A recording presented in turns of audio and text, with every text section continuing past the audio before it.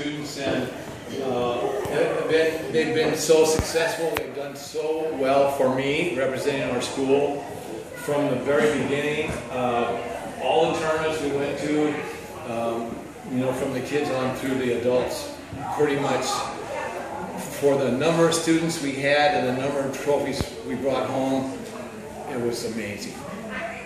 Okay, and then so I just love my students, all my past students and my students I have now.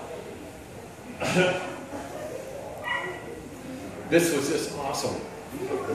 Okay, and the turnout for the people that came here, you just don't know how much I love that. And it's just been, so we just signed a new lease. We have 6 more years. Yeah!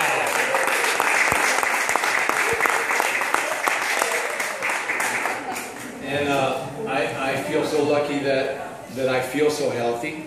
And don't let me punch you.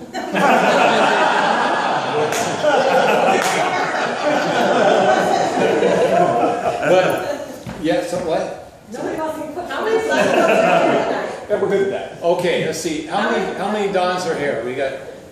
Wow. And there's I know there's a few more And then we have Fuzz. Raise your hand, Rick. Raise your hand. I lost these guys somewhere in their green belts. They had other athletic things. Rick was a huge Highlander guy, throwing the poles and throwing 80-pound things over like 80 pounds and so on. And then Rick was a super athletic and stuff, and he kind of got into jiu-jitsu and so on. But I tell you, if we mass all my students against, and I don't mean this to be bragging. But I am. Tell it like it is, sir. But I swear, during the time of all our competitions and stuff, including our women competitors, our students have been just unbelievable. And if you had to pick, like the top 5 Dons from the time I started till right now, and we put a team together and stuff, and we still have the same youth, it would be unbelievable. And then Chris Millard right here, how old Chris when you started? About 8. About 8, okay? So Chris is probably the most decorated Don in all of our Subato. Okay, he's Chris, how old are you now? 35. 35. So he's still competing, and his technical ability and his speed and so on are unbelievable. You know, and he's probably won more tournaments than even the Hawkman. You know? I don't know about that. That's blasphemous. But the Hawk didn't compete as long either.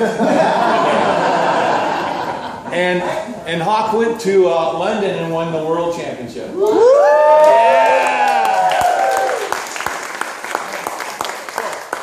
Chris, come here. Chris Rangel. Okay, got red belt. But did you? Oh, that's right. It was Carlos did. Yeah. So that's a huge mistake. So you can slap me. But we had during Chris's time, we had Chris, Billy Wilson, Leonard, and Jim Broker, and Henry Lou. Right. So anyway, we went to a lot of outside tournaments with them, orange belt team and green belt teams and red belt teams, and they would go and clean house.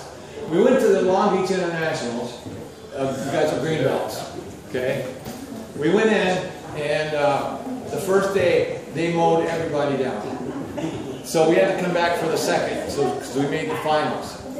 they said if anybody is not here on time, you are disqualified. Now, to go to the internationals and win, if you aren't a Kempo guy, is almost impossible. All the judges are from Kempo pretty much, or they're in that basic organization. So we get in there, and this team we're supposed to fight shows up. They don't show up on time. They're supposed to be eliminated.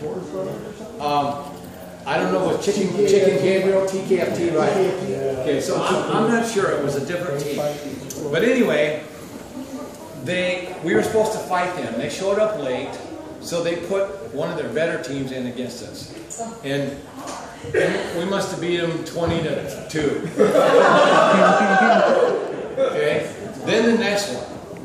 Okay, so then we fight as Chicken Gabriel's team from San Diego. And we get in there, and the guys are really good. So we're ahead by 6 or 7 points at least. Billy Wilson, who was just unbelievable reverse puncher. You know how I like you to reverse punch? Yes. Billy Wilson is up like 6-0 on this guy. All of a sudden, Billy punches him in the chest. The guy grabs his face and falls down. The judges who saw it didn't call anything. There's this wimpy guy. No, I'm serious. There's this wimpy guy who's always there to judge tournaments but never did anything himself. He couldn't even see because the guy's back was to him. He couldn't see if the guy got hit in the face or not. Anyway, the guy falls down, rolling around, grabbing his face, and that guy calls face contact. So it wasn't like a majority deal.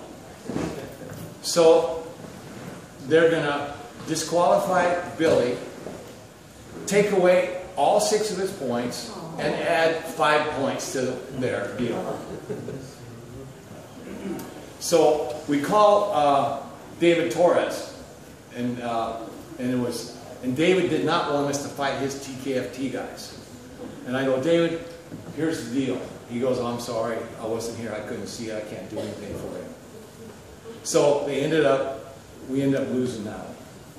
Okay, we would have just cleaned everybody's clock. And so we never, after that, we never went back to Long Beach International. Yeah. Weren't we fighting like 2 a.m. in the morning or something too? Yeah, super late. Yeah. So anyway, so everybody, Chris Cornwall was a bad dude. And the first time California won the U.S. championship, the team championship, it was all our guys. Okay, so we went to West Point. Okay, it was the Hawk, Eddie Jackson, Gary Looper, Roy Nakano, and John Martin, and Tammy Benet. That's a team. Okay, and we went in there, and then just to tell just one more little story. At the regionals, the winners of each division were the ones they put on the team. So when we got to West Point, they had guys that won like the 35 and over division. So he was on the team, somebody was on the team, so on. Gary Looper ended up taking 2nd place. I think Hawk had won the regionals, and so on. But we had all of our guys were on one team or the other. So I went to Master Oppo and said, Master Oppo, our team, our 1st place team, is not going to win. They can't. Can you let me switch the teams around? So he let me do it. So guess who was all on our team? All our guys. All right. And we beat Master Wong's. He was considered to be the best in Subato. Did you fight? I forget if you beat him. So Hawk took him apart. And then of course Tammy Benet was the girl on the team, and she cleaned house. Yeah. But anyway, there's so many great stories about our school and our students and stuff. And Henry Lou was on our championship orange belt team. And Henry Lou. Okay, one more story. So after Terry Updike left and started his school in Torrance, we had our first real regional tournament.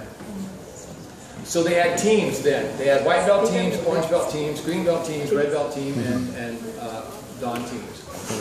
So the first year we won the white belt team, the orange belt team, the green belt team, the red belt team, and the dawn team. The next year it was exactly the same thing. The next year they canceled the team.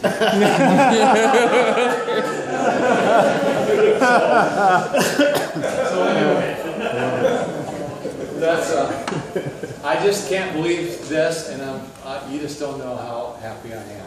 It's just unbelievable.